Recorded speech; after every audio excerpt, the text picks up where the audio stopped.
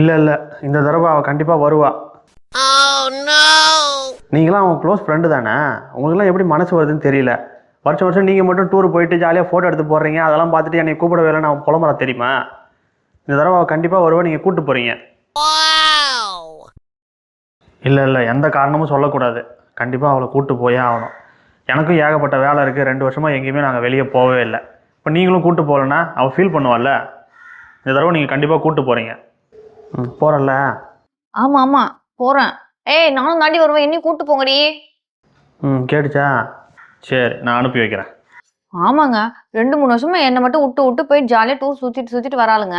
இந்த வருஷம் நல்ல வேலை என்னை அனுப்பி வைக்கிறேன்னு சொல்லிட்டு நீ கண்டிப்பா நான் போயே ஆகணும். ஆமா, எங்க போறாங்க? பழனிக்கு பாத யாத்திரை போகிறாங்களாம். வரதுக்கு 10 நாள் ஆகுமா. நல்லா போயிட்டு ஜாலியாக என்ஜாய் பண்ணிட்டு வா.